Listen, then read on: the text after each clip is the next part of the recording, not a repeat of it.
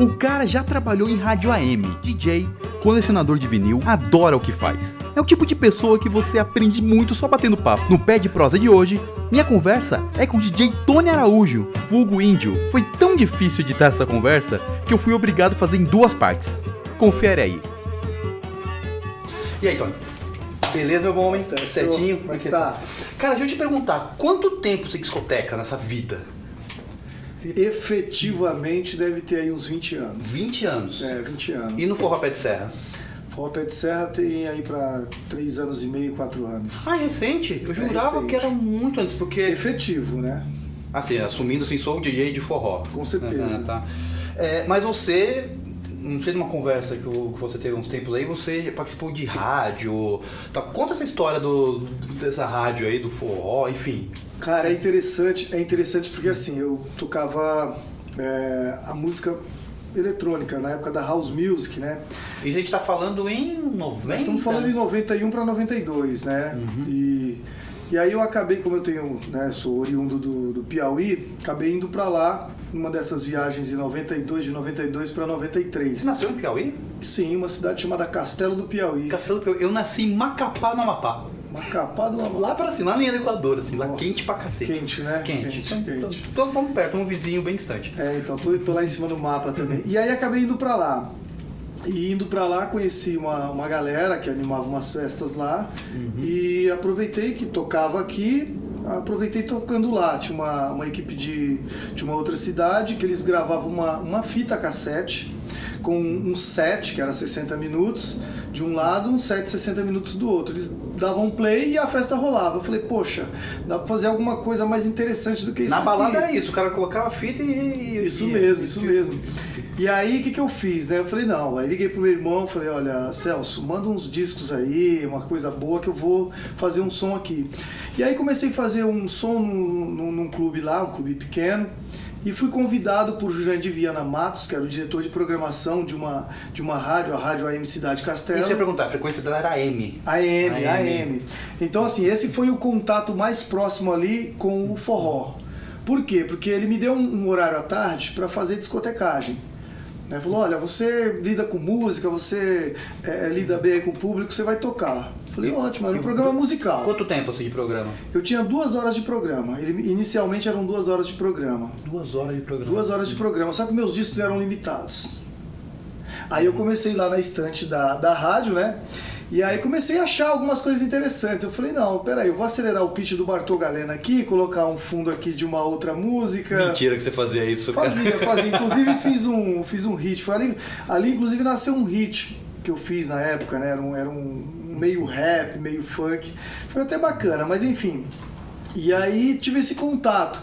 Aí comecei a olhar a Seara da Bocada, Alventino Cavalcante, Carmélia Alves ali na prateleira. Eu não tinha ideia do valor que aquilo tinha ainda, mas... E nem sabia quem era também, nem... Não, mas eu gostei da sonoridade. Então, porque assim, DJ tem sonoridade, ele tem ouvido, e aí quando você escuta alguma coisa, você fala, isso é bom. Independente do que alguém vai dizer, mas se ele escuta, ele fala, isso é bom. Isso é bom, entendeu? No Forró Pé de Serra, você escolhe a música pelo ritmo dela ou porque ela é dançante? Eu escolho pela pista. Pela pista? Pela pista. Eu tenho... É um feedback, é uma troca. A pista me dá um feedback daquilo que eu estou fazendo e eu tento responder. Então, assim, tanto que às vezes se você levar 100 discos, você vai ficar folheando 100 discos. E aí você separa em 30 discos, 10 discos que tenham baião, 10 discos que tenham mais um coco e 10 discos que tenham shot. Que é o suficiente hoje para levar uma festa onde tem banda. Onde é só discotecagem, não. Aí a gente tem que ter um repertório muito maior. Mas quando você tem banda, logo a banda entra e você não toca tanto. Tá. Gente, esse som que vocês estão ouvindo agora é porque o estúdio está lotado por nossos entrevistados, então a rua tá parada e tal, então ignore as buzinadas, tá? Desculpa, porque é muita gente aqui querendo acessar o estúdio. O pessoal tá querendo entrar. É demais, cara. Deixa eu te perguntar uma outra coisa. Que aí eu tenho o hábito de falar que eu sou o DJ Coxinha ou como tá agora, DJ Nutella, né? Ah, tá, eu também. Não esquenta. A onda do MP3, ou vamos até voltar um pouco antes, do CD, né? Eu peguei a transição do vinil pro CD. Eu aprendi, quis cotecar no vinil e fui pro CD. Tanto que meus primeiros decks era da Numark e tal, sabe? Eu tinha esses deckzinhos lá com aquele pitch mais 5, não chega nem a 8, era mais 5, menos 5. Mas enfim. O vinil já era complicado você levar porque virava um puta de um arquivo. O CD melhorou um pouquinho, mas ainda continuava aquela fileira de arquivos. Sim. E agora nós temos o MP3, você tem o mundo lá. Certo. Isso ajuda, atrapalha? Como é que você trata isso? Porque tem a coisa do preconceito dos caras. Não, o cara tem que tocar vinil no forró, porque o cara manja, tem que pôr isso aí. Enfim, como é que você lida com essa coisa do DJ de vinil, DJ de controladora? Enfim, nossa, quanta pergunta, eu fiz uma tacada só. É muito bacana você fazer essa pergunta, porque quem paga meu cachê não é DJ, né? Então, né? Puta, eu vou lembrar disso, ó, viu? Não é vocês, para encher o saco. Então assim, eu tenho público hoje, né, graças a Deus, como tenho público de Flash House também. Inclusive essa semana já fui convidado para fazer uma festa de Flash House. E assim, eu acho que eu tenho certeza que tudo é evolução, né? Tudo é evolução. E o sistema MIDI, que a gente fala, que são essas mídias que a gente tem aí, que você transforma, sei lá, 5 GB de música, você consegue colocar numa controladora. Que era a mesma coisa do MD, né? O MD salvou tanto a vida também. Você podia levar um monte de certeza, coisa no MD, num casezinho com assim, certeza. cara, no cartuchinho. Então assim, depende muito do estilo de cada um. Isso é o estilo de cada um. Não adianta rotular, não adianta a gente dizer que é melhor ou pior. Eu acho o seguinte, é evolutivo. Vou te falar por que é evolutivo. Hoje, pra mim, carregar uma caixa de vinis que pesa 40, 50 quilos, mais 2 picapes, mais um mixer, é horrível. Cara, e é horrível. Sem querer, vira um trambolhão, né, cara? Vira. Aí você precisa de um carro maior, entendeu? É muito desconfortável. Então, dependendo do público que você vai... porque tem público que é mais exigente. A galera pagou pra ver um vinil, então ele vai querer ver um vinil. Mas tem uma galera que pagou pra dançar. E aí, o que você faz? Né? Prioriza. Então tem isso, você tem que dar o que o público quer. Eu sou um produto, eu estou sendo vendido. Agora eu estou sendo vendido pra quem? Né? Você pondera tudo isso antes de você ir pra festa em si? Com certeza. Sábado mesmo eu fiz uma festa de aniversário e foi muito bacana. Fugindo aqui um pouco da pergunta. Não tem problema, manda ver. Foi muito bacana porque eu fui contratado para tocar num buffet. E como eu estava com minha aparelhagem no carro, que eu saí do CTN, fiz o meu set lá no CTN e fui direto. Então eu tava com minha case, os mixers, os discos e tal. E cheguei, era um buffet com todo o sistema de som, inclusive uma controladorinha da casa, uma controladora, umas caixinhas de som. Eu falei, não, peraí, eu tenho que agradar, Sim. Tenho que agradar, eu não vou fazer o que todo mundo vem aqui e faz.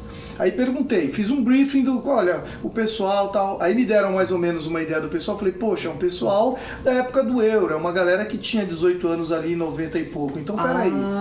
Porra, genial. Aí o que eu fiz? Montei minha aparelhagem, mobilizei todo mundo lá do buffet, montei minha aparelhagem e fiz a festa. Fiz a festa com discos, toca-discos, a dona do buffet ficou impressionada. A contratante, quando veio acertar comigo, me pagou a mais do que foi contratado. Então, assim, você fez a diferença, né, cara? Então, é uma venda, a gente vende um produto, né? Nós vendemos um produto, né? Que é o entretenimento. Né? A gente precisa parar muito com essa ideia do preconceito, essas coisas rotuladas, né? A gente precisa crescer um pouco mais, sair um pouco da caixinha. Porque eu acredito o seguinte, que quando a gente começa a estudar realmente aquilo que a gente está fazendo, a gente descobre outras vertentes daquilo que a gente ainda não conhecia. E aí a gente começa a crescer profissionalmente, inclusive. Então, assim, tem DJs que só tocam no mesmo lugar. Porque talvez não tenham o perfil de outras casas. Mas o DJ tem que ser camaleão. Ele tem que se adaptar aonde ele vai. Você não sobrevive, né, cara? E aí, só para encerrar a questão da controladora, eu toquei uma vez no Seven, lá em Floripa, o cachê era irrisório, né? Porque eu já tava lá. Mas por quê? Porque eu ia fazer o warm-up do Cascade. Falaram tanto do Cascade. E aí eu me preocupei tanto, aluguei umas picapes lá, aquela coisa toda. Paguei o meu cachê na alocação das picapes para tocar de picape. Tá. Toquei e tal, a galera ficou olhando, gostou, aquela coisa. Aí me veio o Cascade fazendo propaganda na época, que era ele e o U.I.M., né, do Black Eyed Peas, fazendo propaganda da Exponent, da M-Audio. Aí me chega com uma controladorinha desse tamanho, um cachê infinitamente maior do que o meu. E aí, ele não é DJ por causa disso? Cara, esse é um assunto muito delicado. O que define o cara ser DJ ou não? Porque tem... Eu vou ser muito preconceituoso agora. Tem uma galera se aventurando de uma forma esquisita. A gente sabe que tem, né? Mas às vezes isso também é um ponto pro cara começar de algum lugar. Eu comecei tocando... Mentira. Eu peguei um micro CD da minha casa com CD player. Foi mais ou menos assim que eu comecei. Falei, acho que é isso que eu quero. Que eu colocava o CD player na saída de microfone e de repente eu tinha 2 decks. E assim resolvi um problema. Falei, tenho 2 decks, eu consigo virar. Consigo virar. Não consigo achar o pitch ainda. Não, pitch não existe. É corte seco. Mas era legal, porque você pegava a batida de uma, da outra, assim, você pegava os pontos que eu nem sabia que era ponto, né? Mas a música para aqui, a outra alta aqui, elas batem aqui, aí eu fazia. Tá, não era maravilhoso, mas funcionava. Isso foi um ponto. Eu tive que me aventurar pra saber. Mas tem essa galera que tá... O que você acha disso? Cara, é delicado, assim, porque eu já